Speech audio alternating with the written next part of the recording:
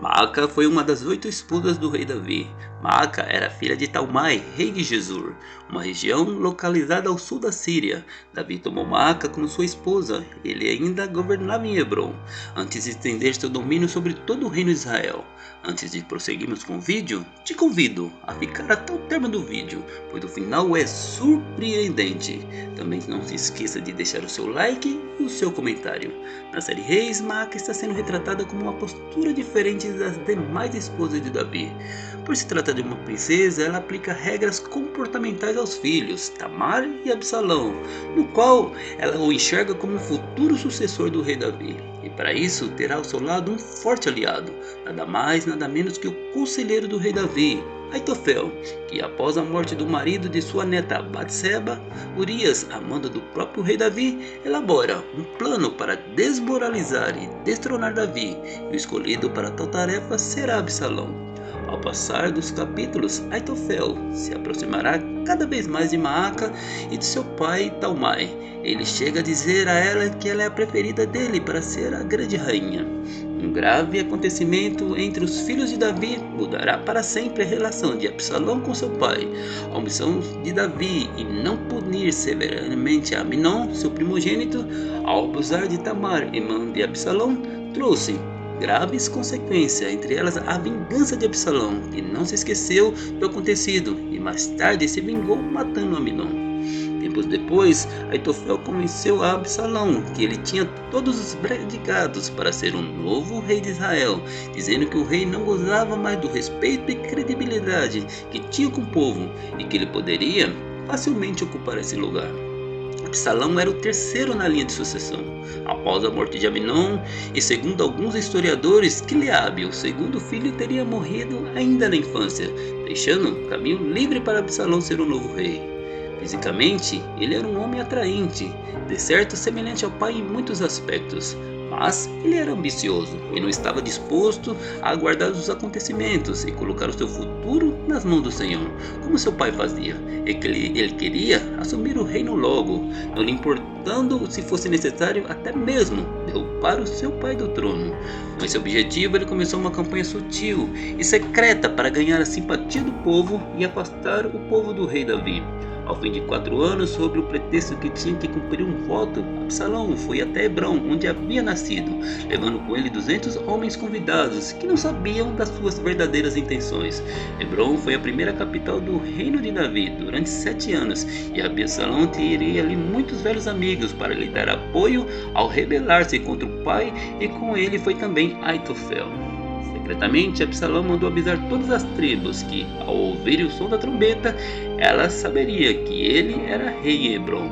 Finalmente, Davi foi notificado que todo o povo de Israel seguia decididamente a Absalão. É notável que durante todo aquele tempo, Davi nada havia feito para impedir a revolta de Absalão, pois sem dúvida estava bem informado. Ao ouvir que o povo preferia Absalão, Davi decidiu fugir, levando consigo os homens que eram fiéis em Jerusalém. Davi estava cônscio que tudo era consequência do seu próprio pecado e estava disposto a colocar o seu futuro nas mãos do Senhor, sem procurar se defender pelas armas. Absalão entrou com seus homens em Jerusalém, que havia sido desocupada pelo pai, o rei Davi. Também estava com ele Aitofel, o conselheiro de Davi, que se tornara traidor. Em Jerusalém veio a ele Husai, amigo de Davi, saudando-o como se aceitasse como novo rei. Absalão ficou surpreso, mas ficou satisfeito com a explicação que Husai ofereceu para sua mudança de lealdade, ou seja, que ele era fiel ao homem que Deus e o povo haviam escolhido, que era Davi, mas Absalão pensou que se referia a ele próprio.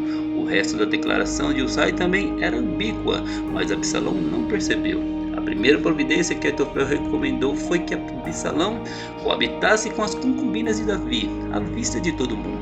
Essa torpeza já havia sido prevista pelo profeta Natã, completando assim a profecia que ele havia feito sobre as consequências do pecado de Davi contra Urias.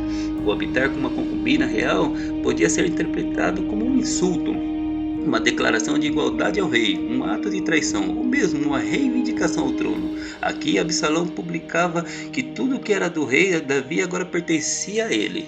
A confiança de Davi e agora de Absalão na sabedoria dos conselhos de Aitofel era tão grande que ele era como se estivesse falando através dele, mas ele não era profeta de Deus. Davi havia orado para Deus que o conselho de Aitofel fosse confundido, e foi isso que aconteceu no seu próprio conselho a Absalão. Aitofel aconselhou Absalão a permitir que ele reunisse um exército de 12.000 homens para perseguir Davi naquela mesma noite, aproveitando-se da desvantagem que ele encontrava com o cansaço da retirada. Davi não teria tempo para organizar sua defesa, seus homens demandariam, e eles seriam facilmente apanhados e mortos por Aitofel, deixando de ser um empecilho ao reinado de Absalão. Absalão e todos os anciãos de Israel gostaram da proposta, mas Absalão quis primeiro ter a confirmação de Husai. Husai declarou que a estratégia de Aitofel seria desastrosa, porque Davi era um homem de guerra e não passaria a noite com o povo. Sem dúvida, já prevendo uma perseguição, ele teria colocado emboscadas pelos caminhos e estaria ele próprio de espreita, escondido em alguma cova ou em qualquer outro lugar com seus homens. Ele dispunha de homens valorosos e hábeis na batalha, que poderiam dizimar o exército de Aitofel, provocando uma derrota que seria o fim do reinado de Absalão. O conselho de Husai foi que Absalão convocasse todo o povo. Com isso, ele significava que podia ir à batalha para formar um exército poderoso, e o próprio Absalão dirigisse esse exército formidável para esmagar Davi e a todos os seus homens. Absalão gostou da ideia, de certo porque apelava à sua vaidade. Ele teria as honras da vitória do seu exército. Os demais homens de Israel também gostaram, de certo porque iria em número maior, o que daria mais probabilidade de vencer. Mas o Senhor que ordenara que fosse dissipado o conselho de Aitofel para que o mal sobreviesse contra Absalão.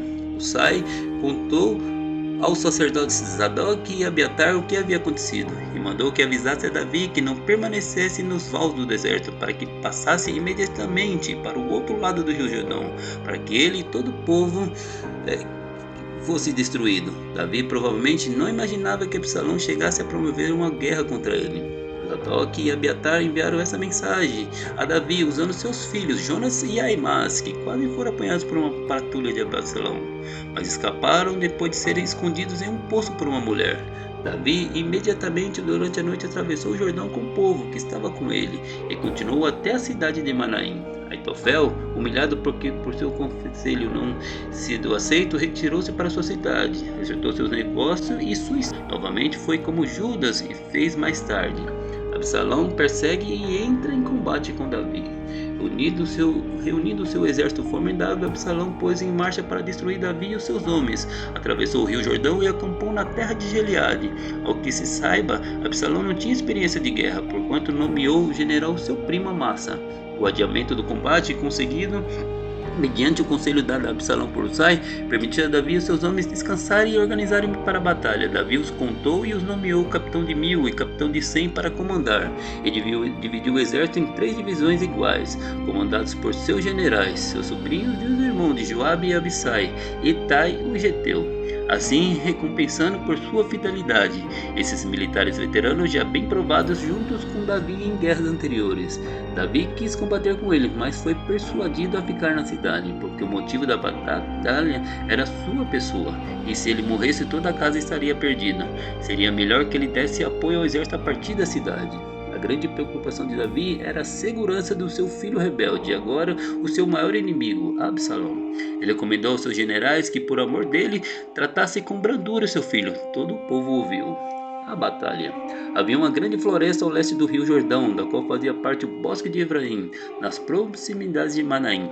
Para alcançar Manaim, o exército de Absalão tinha que atravessar essa floresta, e foi ali que o exército de Davi foi enfrentá-lo. Embora o exército de Absalão fosse muito superior em número, a pouca experiência dos seus combatentes e os obstáculos que a floresta apresentava fez com que eles fossem derrotados, com a perda de 20.000 homens.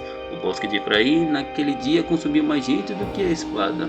Absalão deu de encontro com alguns dos soldados de Davi e, num movimento precipitado, ficou preso pela cabeça nos ramos espessos de um carvalho, enquanto o mulo em que montava escapou de debaixo dele, deixando-o pendurado. Os soldados não tocaram nele por causa das instruções que o rei havia dado, mas um deles foi avisar Joabe. Joabe se indignou porque eles não haviam matado Absalão. Foi para lá ele próprio e o matou. Em seguida, suspendeu a batalha e os homens de Absalão que haviam sobrevivido fugiram para suas casas. O corpo de Absalão foi lançado em uma grande cova e levantaram sobre ele um grande montão de pedras. Mas Davi se lamentou amargamente pela morte de Absalão. Se você ainda não for inscrito no nosso canal, se inscreva. Deus vos abençoe, em nome de Jesus.